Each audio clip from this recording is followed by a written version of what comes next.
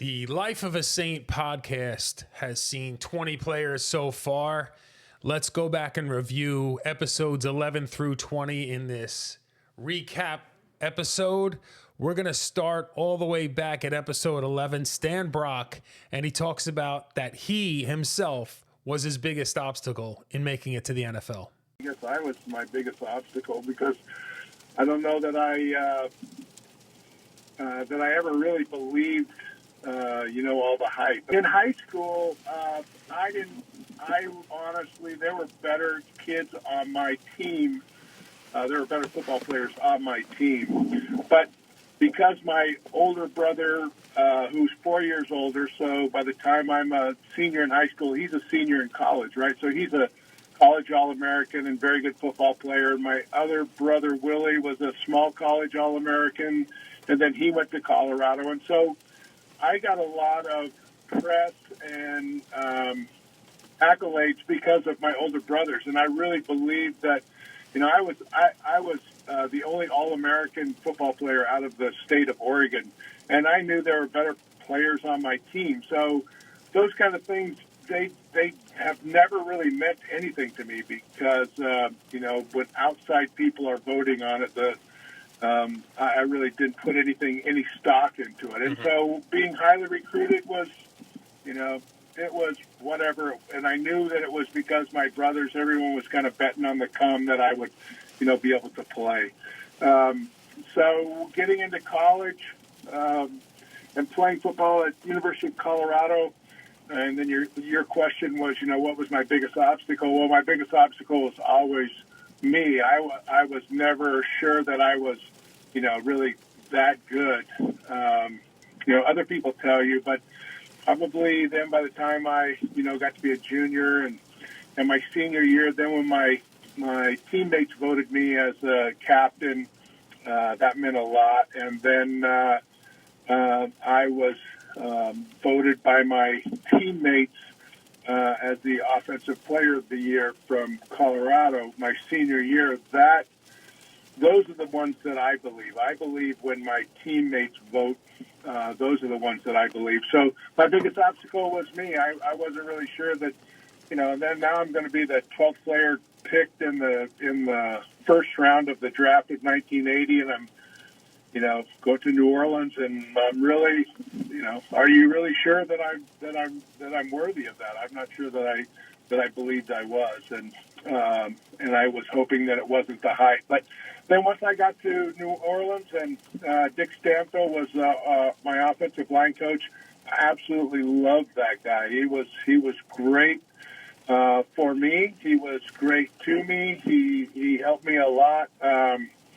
And my confidence just kept soaring. And so, I think the biggest obstacle, kind of a long-winded answer to your simple question.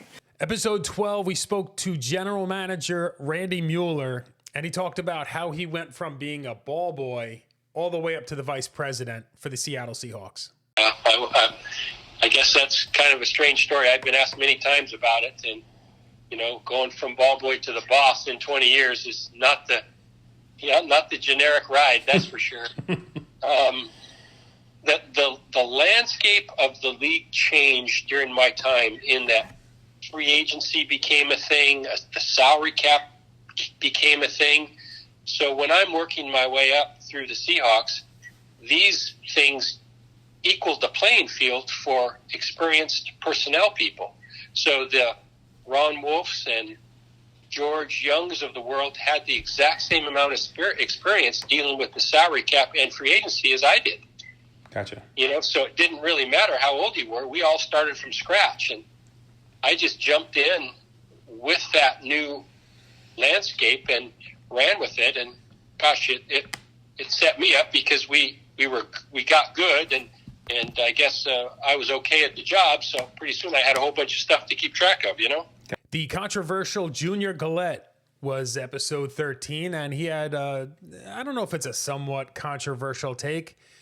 I probably would actually agree with it. The 2011 team being actually more talented than the 2009 Super Bowl winning team.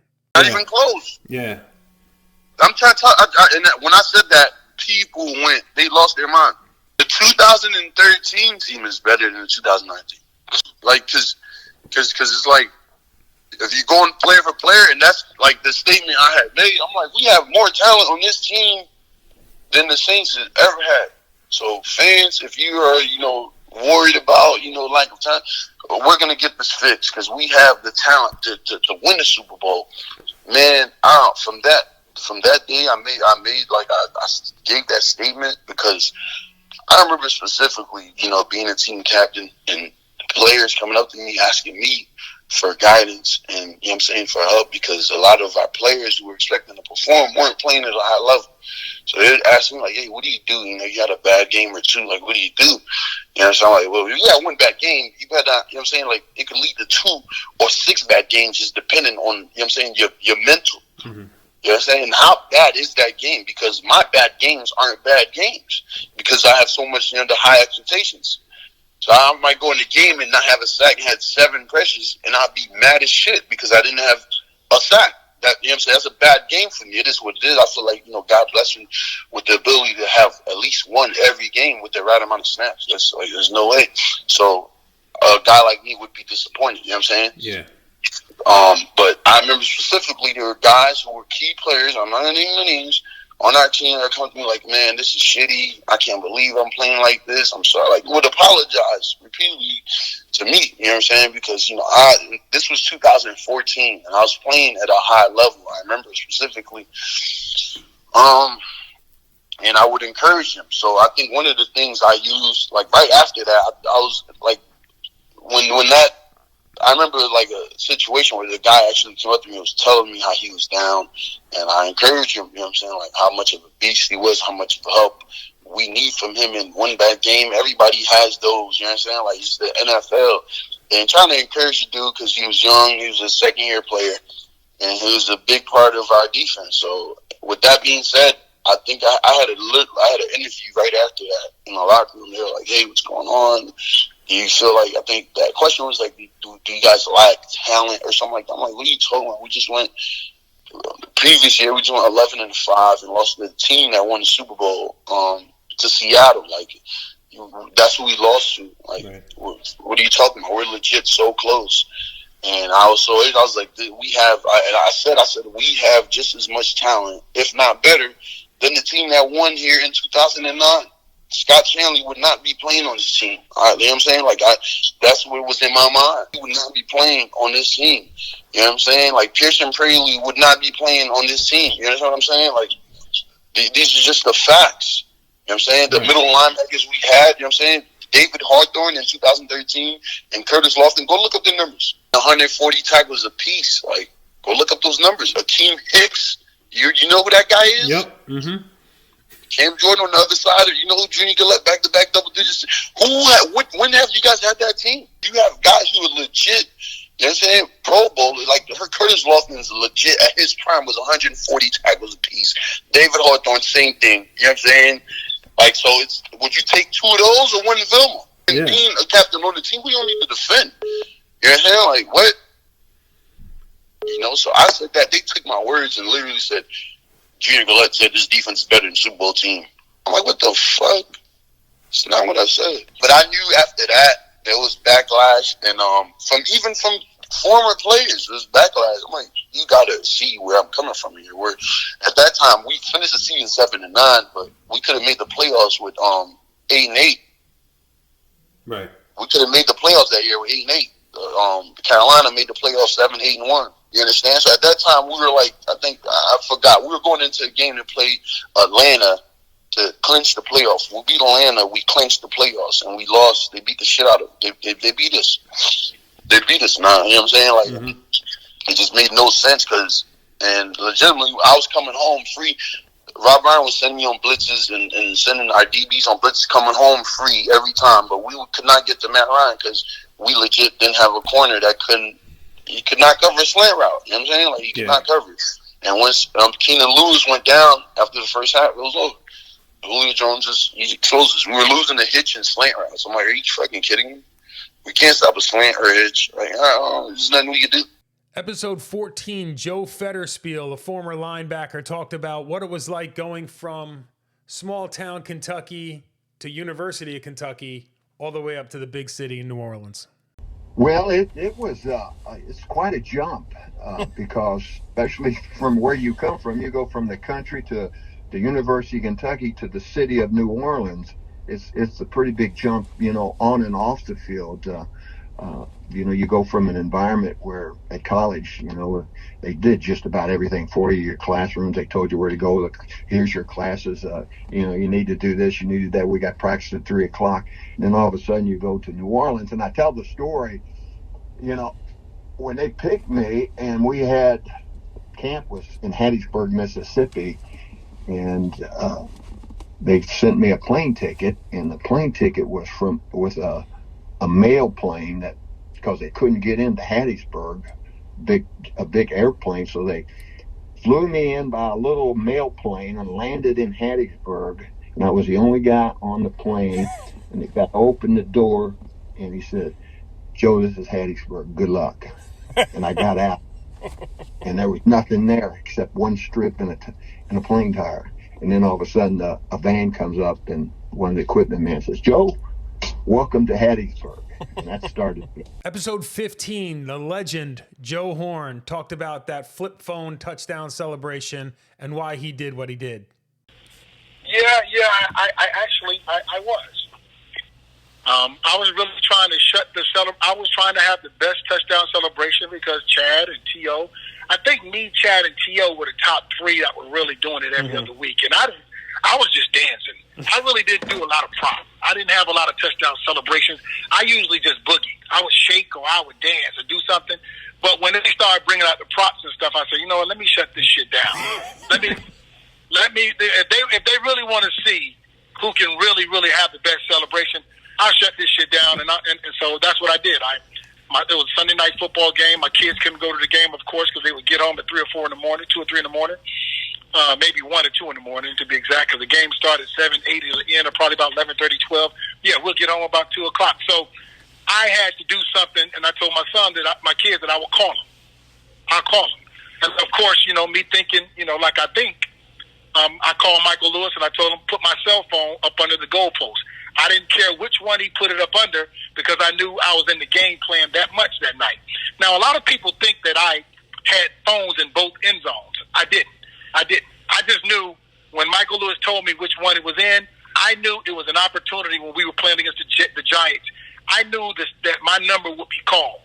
And that AB, if he saw man-to-man coverage, of course, he would be crazy not to come to Hollywood. So I knew it was in that end zone. And like I keep telling people, man, fate is fate. If it wasn't meant for me to pull that cell phone out that night, I would have dropped that touchdown pass. I would have slipped up on my route. I caught that ball. It was meant for that cell phone and that celebration and the attention that it got to come out that night. That's why it happened. If it wasn't meant to happen, it wouldn't have happened. We are halfway through the list. Don't forget to hit all the buttons that the algorithm loves you to hit. Anyway, let's get back to it. Chris Ivory was the athlete for episode 16, and he spoke about what it was like when he first got to New Orleans in a very crowded backfield, how he needed to try and make an impression to stand out a little bit. I just felt that it was a good opportunity. I didn't know what was going to come out of it, but I knew if I went in and just played to my ability, that something would come out of it. I was already understood that, if you didn't make it in one location, it was possible to make it somewhere else, depending on what you did with the current team. But my mindset was to make it with the original team I was with. For number 17, I asked Jahri Evans, going to a university like Bloomsburg, did you expect to make it into the NFL? Oh, no, NFL was always on the radar. It was, it's always a goal of mine, just like a lot of children growing up. But when I got to Bloom and I saw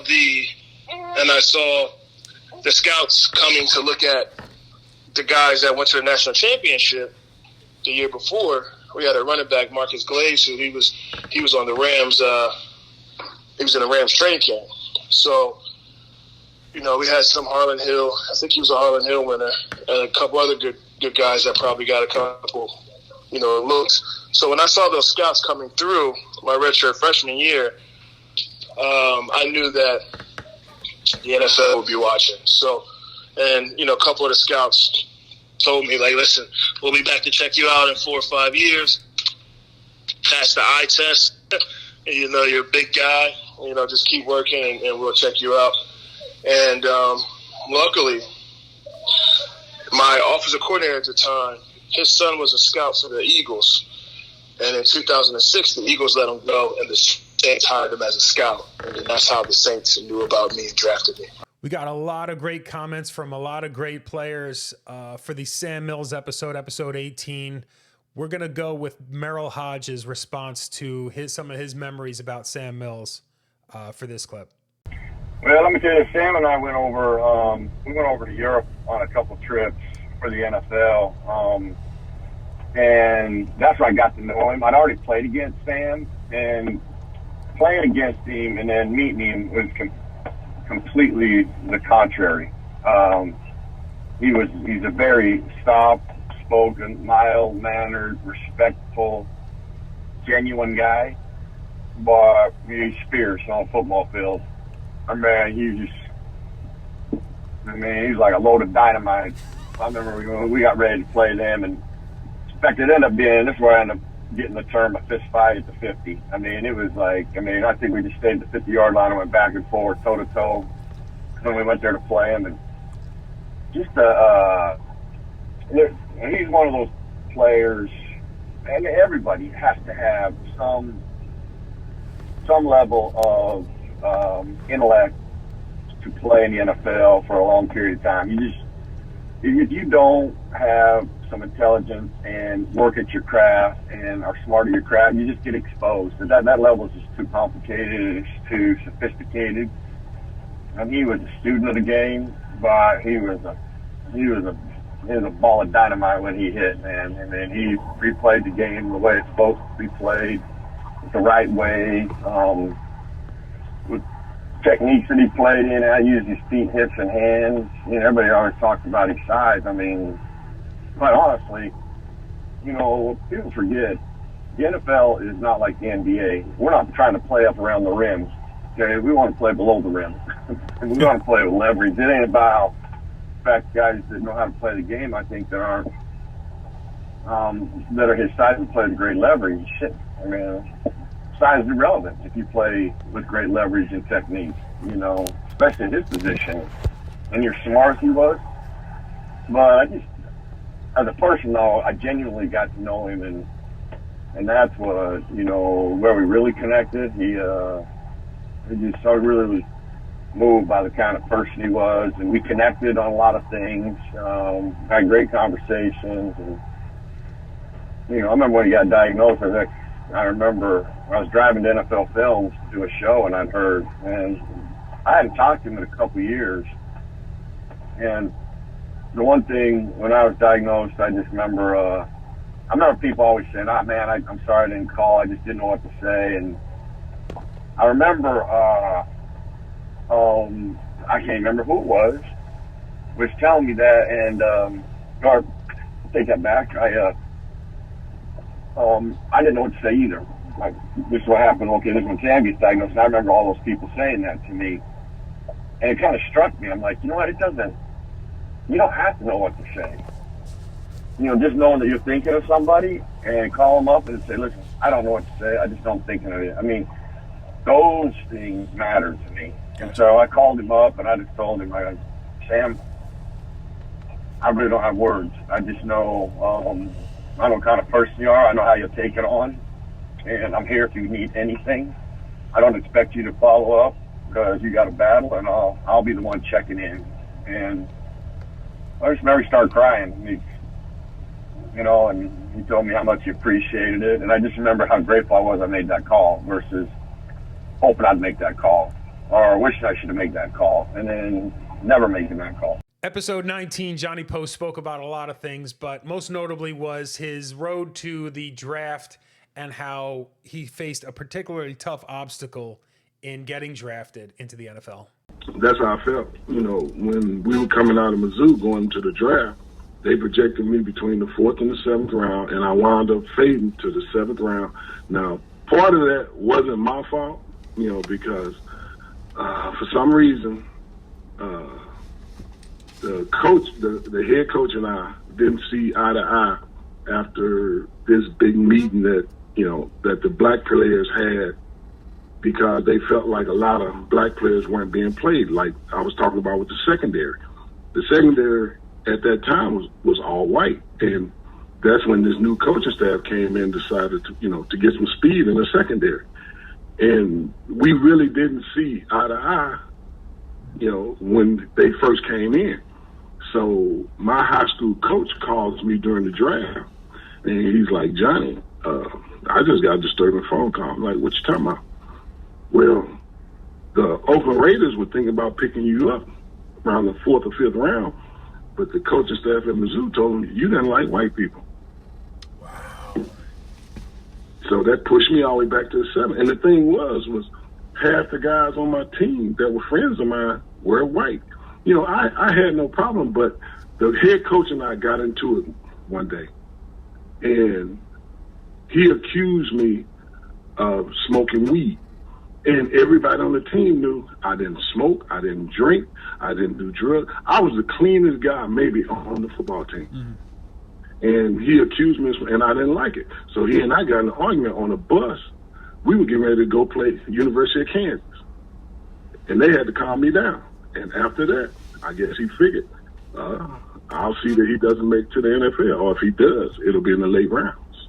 You're probably the first person besides friends of mine that I've actually let this out to. I've kept it in me for years and years. And the reason it's coming out is we were on a Zoom call the other day with some other guys that played in Mizzou. Mm-hmm. And we found out that our coach, he's going through dementia. And, and I felt bad for him and everything. And one of the guys said, it's bad for him. He said, because I know what happened between you and him. And I said, I actually do. I actually feel for him. Rounding out the list, Marques Colston at episode 20 spoke about not only losing his father at a young age, but also what their relationship was like in the time he was alive. He was my coach, like for my entire childhood. He was the person, like you mentioned, that got me into sports, got me into a bunch of sports. Just having a chance to work out with him. He was kind of my motivator. He was my support system. It was a really close relationship. And when I lost him, like the first couple weeks of my freshman year in high school, 14 is a tough age. Just entering into high school and losing the person that you look up to the most in the world. A little bit more of a difficult journey from there on. All right, folks, there it is. A recap of episode 11 through 20. We are going to get back to some new stuff in the very near future. Hopefully by the time I'm ready to go, we got the background a little bit better than just whatever color that is. And yeah, we deliver on some more great interviews. In any event, I appreciate all you sticking it out to the end. Who dat? We'll see you on the next one.